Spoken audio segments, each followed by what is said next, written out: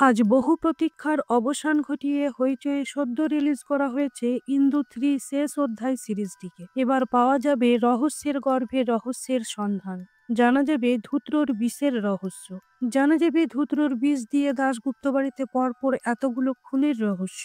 আরো জানা যাবে দাশগুপ্ত বাড়ির অন্দরমহলে কি এমন কেচ্ছা লুকিয়ে আছে যাকে গোপন রাখতে এত খুন। এবার আমরা জানতে পারবো ইন্দু কিভাবে এই এতগুলো রহস্যের সমাধান করে। তো বন্ধুরা, ভিডিও ভালো লাগলে অবশ্যই লাইক কমেন্ট করবেন। আর কেউ যদি ইন্দু 1 এবং 2 সিজনগুলোর এক্সপ্লেনেশন ভিডিও চান তো অবশ্যই আই বাটনে চেক করে নিতে পারেন। এছাড়াও ডেসক্রিপশনে লিংক দেওয়া থাকবে। তো চলুন আর কথা না বাড়িয়ে কাহিনী শুরু করি। ইন্দু স্বপ্ন দেখছে বুকাই মানে সুজাত বাড়ি ছেড়ে চলে যাচ্ছে, আর ওর শাশুড়ি মা সুজাতর সাথে ইন্দুর অবৈধ সম্পর্কের সন্দেহে ইন্দুকে মেরে ফেলার চেষ্টা করছে। ঘুম ভাঙলে স্নান করে মনটা একটু ফ্রেশ করতে যেতেই সুন্দরী এসে খবর দিল সুজাতকে পুলিশ ধরে নিয়ে যাচ্ছে। এবার ফিরে যায় আগের সিজনের লাস্ট সিনে, যেখানে চারু বাড়ির উঠোনে মরে পড়েছিল। পুলিশ এসে জেরা করে সুজাতকে তখনই থানায় নিয়ে যেতে চেয়েছিল, কারণ সুজাতর অফিস কলিগদের থেকে জানা গিয়েছে সুজাতর সাথে চারুর একটা অবৈধ সম্পর্ক ছিল। রাত্রে সুজাতকে থানায় না নিয়ে গেলেও কিছু একটা ক্লু পাওয়ায় সুজাতকে পুলিশ সকালে ধরে নিয়ে যায়। ওদিকে সুজাতর মা তার বড় ছেলে মরে গেছে, ছোট ছেলেকে পুলিশ ধরে নিয়ে যাওয়ায় প্রায় পাগল হয়ে গেছে। রেগে তার বড় জা আর বড় ভাসুরকে ওদের পাগল মেয়ে কৌশানী আর নাতনি বুলবুলিকে নিয়ে বাড়ি ছেড়ে চলে যেতে বলল আজ রাতের মধ্যেই। ইন্দুর মাকেও ফোন করে বলে দিল ওর মেয়েকে নিয়ে যেতে, আর জেঠুর হয়ে কথা বলার জন্য ওর জামাই মিহিরবাবু আর মেয়ে পৌশালীকেও বেরিয়ে যেতে বলল। ইন্দু ঠাকুর ঘরে পুজো করছিল, সেখানে মন্ত্রের বইয়ের ভিতর পেল একটা চিরকুট। তাতে লেখা রয়েছে বাঁচতে হলে আজ 12টায় ছাদে আসবে। কিন্তু ভাবলো পুজো করার কথা তো ওর ছিল না, ওর শাশুড়ি মায়ের ছিল। তার মানে এই চিরকুটটা ওর শাশুড়ি মাকেই উদ্দেশ্য করে লেখা হয়েছে।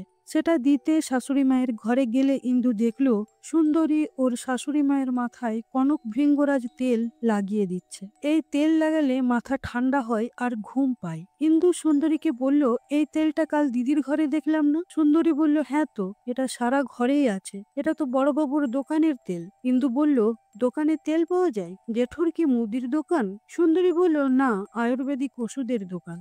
যাই হোক, এবার ইন্দু একজন উকিল নিয়ে থানায় যায় আর সুজাতর জামিন করিয়ে বাড়ি নিয়ে আসে, কারণ সুজাত থানায় যাবার পর থেকেই দিদি মানে কৌশানীকে কেউ সামলাতে পারছে না। ওর মাথা আরো উগ্র হয়ে গেছে। ইন্দু ওর কাছে গেলে ও বারবার করে বলছিল বুকাইকে বুকাইয়ের হাত থেকে বাঁচা ভালো মেয়ে। আর সেই সঙ্গে কাল রাতে মিহিরদা বলেছিল এই বাড়িতে দুটো গল্প চলছে, দুটো আলাদা বৃত্তের মতো, আর এই আলাদা দুটো বৃত্ত একটা পয়েন্টে এসে মিশে। এই পয়েন্টটাই হলো যত নষ্টের গোড়া। তাই সুজাতকে তো ছাড়িয়ে আনতেই হবে। এই বাড়ির রহস্য জানতে হলে সুজাতকে চাই। আর যেদিন চারুর মৃত্যু হয় সেদিন সুজাত ইন্দুর সামনেই ছিল, তাই চারুর খুনি সুজাত নয় সেটা প্রমাণিত।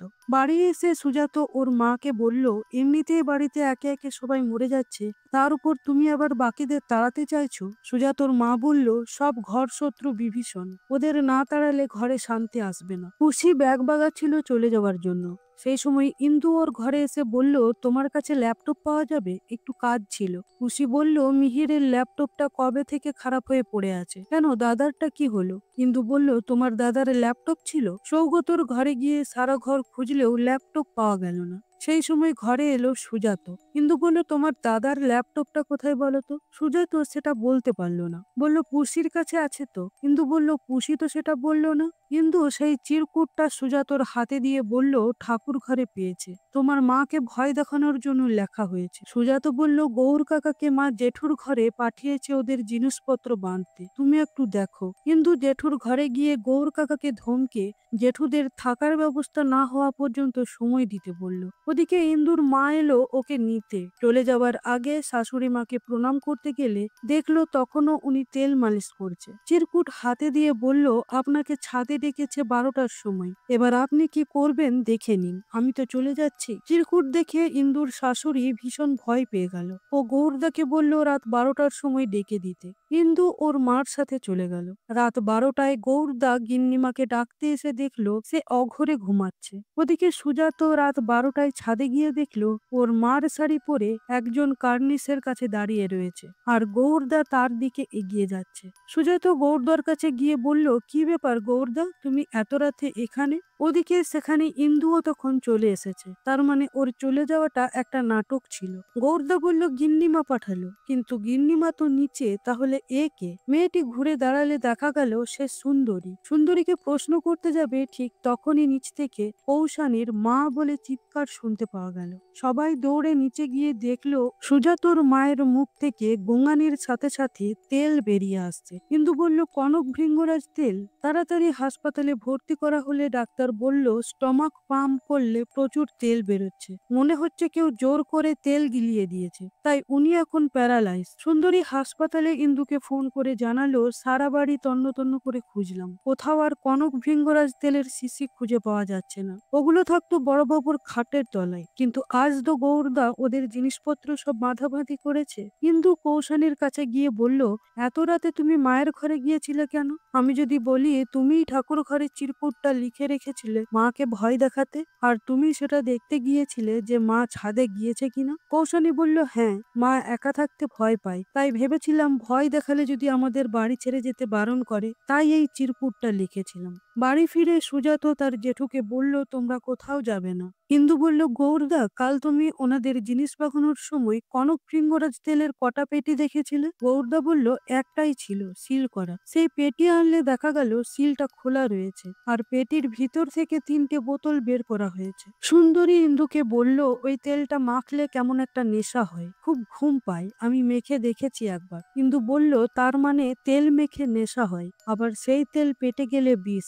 বিষ কি তেলেই আছে নাকি আলাদা করে কেউ মিশালো? কিন্তু সুজাতর ঘরে গিয়ে বলল, তুমি আমাকে একবার বলেছিলে না আমার বিয়েতে তুমি মিলির বর অঞ্জনদাকে ডেকেছিলে তোমার দাদাকে শাস্তি দিতে? কেন শাস্তি দিতে চেয়েছিলে সুজাত? সুজাত বলল, দাদা আর লাবণী দুজনের মৃত্যু হয়েছে ধুত্রর বিষে, কিন্তু পৃথিবীর সব থেকে সাংঘাতিক বিষ হলো সন্দেহের বিষ। একবার কারো মনে ঢুকলে তার মৃত্যু হয় তিলে তিলে। ইন্দু বলল, চারু এই বাড়িতে ঢুকলো কেন? নিজে ঢুকলো না কেউ ঢোকালো? তারপর আবার চারু মরেও গেল, আর ঠিক তার পরের দিনই মাকে বিষ তেল খাওয়ানো হলো। এবার অফিসার সমাদদার এসে খবর দিল যে চারুর পেটেও ধুত্রর বিষ পাওয়া গেছে। পুলিশ গেল জেঠুর ঘরে, আর বাকি কনক ভৃঙ্গরাজ তেলের পেটিটা ফরেন্সিকে পাঠালো। ইন্দু লুকিয়ে সুজাতর ঘরে গিয়ে ওর ল্যাপটপটা খোলার চেষ্টা করেও পারলো না। ব্যাগ থেকে একটা পেন ড্রাইভ পেল ইন্দু, কিন্তু ড্রাইভটা একদম ফাঁকা ছিল, তাই সেই পেন ড্রাইভটা সাইবারে পাঠালো ইন্দু, ডিলিট করা ডেটা আবার রিস্টোর করার জন্য। এবার ইন্দু মিহিরের ঘরে গিয়ে বলল, মিহিরদা, দিদির যেদিন মাথা ফাটলো সেদিন তো আপনি সেখানেই ছিলেন। দিদির মাথা ফাটলো বারান্দায়, তাহলে বসার ঘরে রক্তটা কার ছিল? মিহিরদা বলল, আমি জানি না। রাত্রে সুন্দরী দৌড়ে এসে কাঁপা কাঁপা হাতে একটা চিরকুট ইন্দুকে দিল। এটা ওর ঘরে কেউ ফেলে রেখে গেছে, সেটাতে লেখা রয়েছে, বিষের ধোঁয়া, বিষের খাবার, চারুর পেটে বিষ, মাথার তেলে কে বিষ মেশাই, ভয় অহরিনিশ, সব জানাজানি হয়ে যাবে, বাঁচতে চাইলে কাল 11টায় ছাদে এসো। কিন্তু বলল, আমাকেও সেম চিরকুট কেউ দিয়ে গেছে। কিন্তু বলল, শুধু কি আমরা দুজন নাকি আরো কেউ এই হুমকি চিরকুট পেয়েছে? কিন্তু আবার স্বপ্নে দেখলো চারু বলছে বালিশ চাপা দিয়ে লাবুকে মারা হয়েছে। ইন্দু, কেউ তো দেখেছে। কি দেখেছে? আবার স্নান সেরে ঘরে এলে ইন্দু দেখলো সুজাত বসে আছে। সুজাত বলল, তুমি কি কোনো হুমকির চিরকুট পেয়েছো বৌদি? ইন্দু বলল, হ্যাঁ পেয়েছি। সুজাত বলল, তুমি কি আমাকে সন্দেহ করছো? ইন্দু বলল, চারুর খুনের ব্যাপারে আমি তোমাকে নির্দোষ ভাবলেও লাবণী আর সৌগতর ব্যাপারে কিন্তু নিশ্চিত নই। ইন্দু গেল লাবণীর হোস্টেলের ঘরে। হোস্টেলের মেট্রন তৃপ্তি লাবণী মারা যাবার রাতে কিছু শুনেছিল বা দেখেছিল কিনা জানতে চাইলে তৃপ্তি বলল না, তবে লাবণীর ঘরের উল্টোর দিকে ঘরে মানুষই থাকে, অনেক রাত জেগে পড়াশুনো করে, ও কিছু দেখে থাকলেও থাকতে পারে, ওর সাথে সন্ধ্যার পর দেখা করা যাবে। জল খাবার অছিলায় ইন্দু লাবণীর প্রেগন্যান্সি রিপোর্ট আর একটা অ্যাপ্লিকেশন লুকিয়ে ব্যাগে ভরে নিল। দোকানে যাবার সময় মিহির সুজাতকে জিজ্ঞেস করলো, তুমি কি কোনো হুমকি চিঠি পেয়েছো? সুজাত বলল, হ্যাঁ, আমি ছাড়াও বৌদি আর সুন্দরীও পেয়েছে। বৈকুণ্ঠ বুক স্টোর সুজাতর দোকানের নাম, ওটা দেখাশুনো করে জনার্দন বাবু। ইন্দু দূরে দাঁড়িয়ে দেখলো জনার্দন বাবু বাইরে বেরোলেন। তখন দোকানে গিয়ে ইন্দু আরেক কর্মচারীর কাছ থেকে এই দোকান থেকে নৈহাটের যেই দোকানে বই পাঠানো হয় তার ঠিকানাটা নিয়ে নিল। ওই দোকানের মালিক ব্রজ হালদার, লাবণীর বাবা। সুজাত ওর জেঠুকে এসে খবর দিল বাকি তেলের শিশুগুলো থেকে বিষ পাওয়া যায়নি। জেঠুর ঘরে এসে সুজাত জানতে পারলো জেঠু জেঠিমার ঘরেও ওই একই হুমকি চিঠি পাঠানো হয়েছে। খুনির কি মতলব কে জানে। সুজাতুর কাছে জনার্দন বাবু এসে খবর দিল ইন্দু নৈহাটির বইয়ের দোকানের ঠিকানা নিয়েছে। সুজাত ইন্দুকে ফোন করে বলল, তুমি নৈহাটি যাচ্ছ বৌদি? ইন্দু বলল হ্যাঁ, তারপর ফোনটা কেটে দিল। এরপর লাবণীর বাবার সঙ্গে কথা বলল ইন্দু। ব্রজবাবু বলল আমার মেয়ের সাথে অন্য ছেলের সম্পর্ক আছে বলে ও বাড়ি থেকে ওরা লাবণীকে তাড়িয়ে দিয়েছিল। কিন্তু ব্যাগ থেকে প্রেগন্যান্সি রিপোর্ট আর অ্যাপ্লিকেশন লেটারটা বের করে ব্রজবাবুকে দেখিয়ে বলল এতে লেখা রয়েছে my wife and unborn child. এখানে সন্তানের বাবা হিসাবে সইটা সুজাতর, কিন্তু সন্তানটা তো সুজাতর নয়।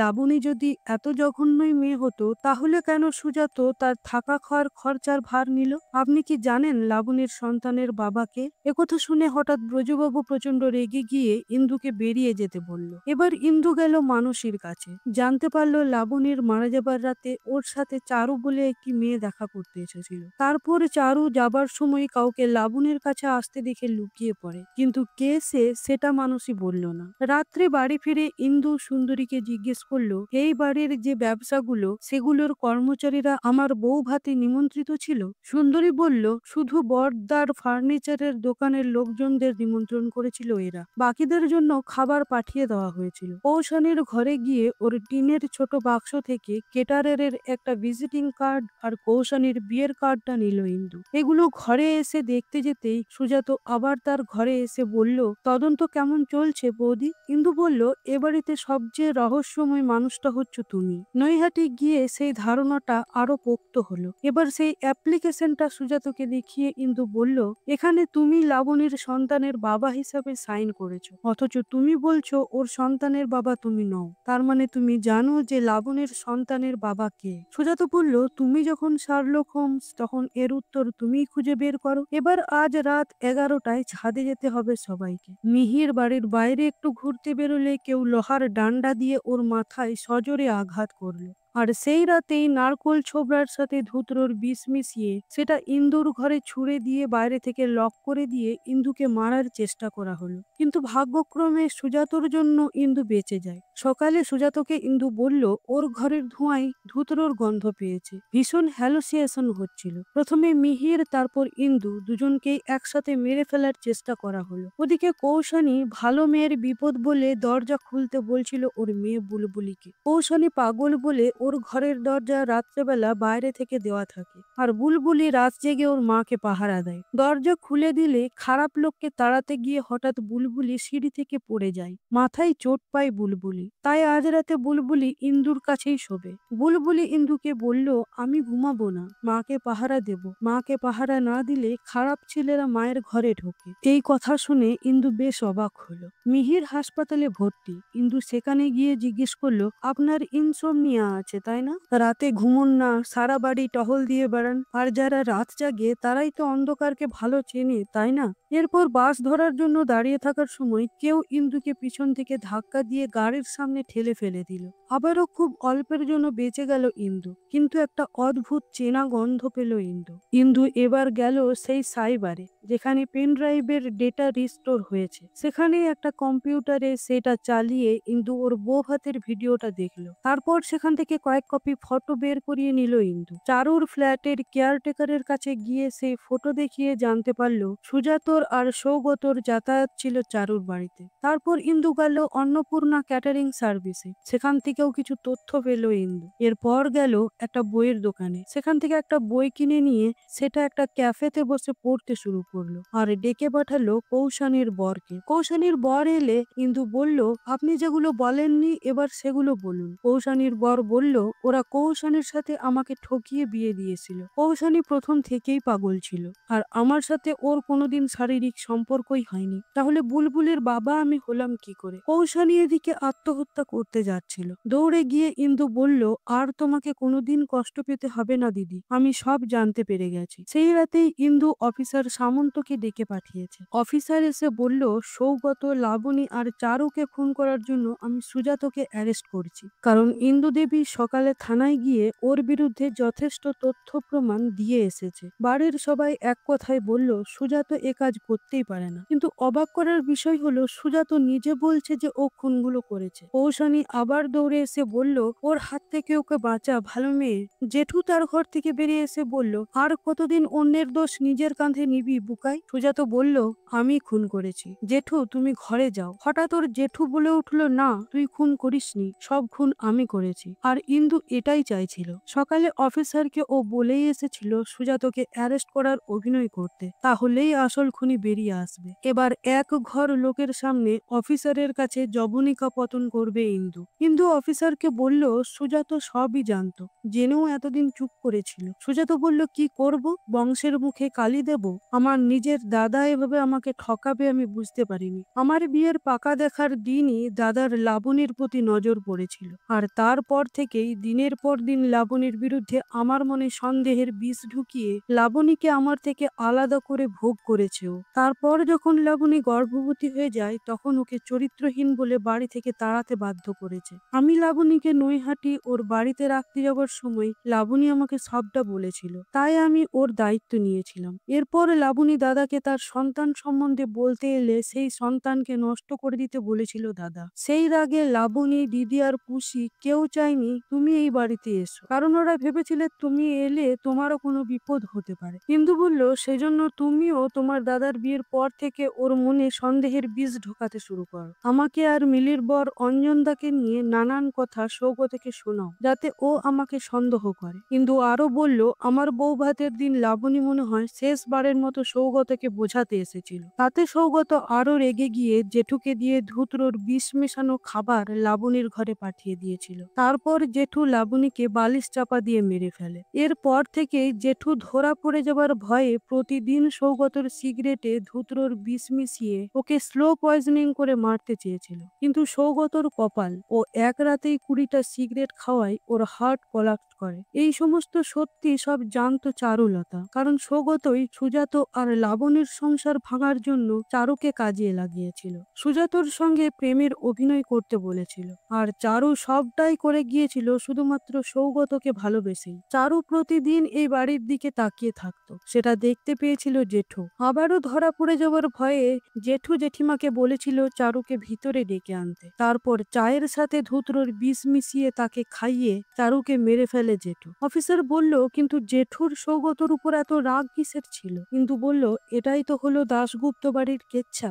দিদি ছোটবেলা থেকেই মানসিকভাবে অসুস্থ, আর তার সুযোগ নিয়ে ওই নরপিশাচ শয়তান সৌগত নিজের জেঠতুতো দিদিকেও ভোগ করত। তারপর দিদি প্রেগনেন্ট হয়ে গেলে জোর করে দিদির বিয়ে দিয়ে দেয় সৌগত। কিন্তু দিদির হাজবেন্ড জানতে পেরে বুলবুলি সমেত দিদিকে এই বাড়িতে পাঠিয়ে দেয়। তারপরেও চলে দিদির ওপর সৌগতর অকথ্য অত্যাচার। তাই বুলবুলি সারা রাত জেগে ওর মাকে পাহারা দিত। ও বলেছিল, পাহারা না দিলে খারাপ মানুষ মায়ের ঘরে ঢোকে। আসলে বুলবুলির বাবাই হলো সৌগত। আরেকটা কারণে সৌগতর দিদির ঘরে ঢোকা বন্ধ হয়েছিল, সেটা হলো মিহিরদার ইনসোমনিয়া। মিহিরদার রাতে ঘুম হয় না বলে সারা বাড়ি ঘুরে বেড়ায়। বুলবুলি মিহিরদাকে খারাপ লোক ভাবলেও আসলে মিহিরদাও দিদিকে পাহারা দিত সৌগতর হাত থেকে। জেঠু বলল, তাহলে আর কি, শব্দ শোনা এবং জানা হয়েই গেল। বুকাই, আমি চলে যাচ্ছি, তুই তোর জেঠিমা, দিদি আর বুলবুলিকে দেখিস। তো বন্ধুরা, ইন্দু 3 শেষ অধ্যায় সিরিজটিকে এখানেই শেষ করা হয়েছে। আশা করছি আপনাদের ভিডিও ভালো লাগবে। ভালো লাগলে অবশ্যই লাইক কমেন্ট করে জানাবেন। আজকের মতো এখানেই শেষ করছি, আবার দেখা হবে পরবর্তী কোনো ভিডিওতে। ধন্যবাদ।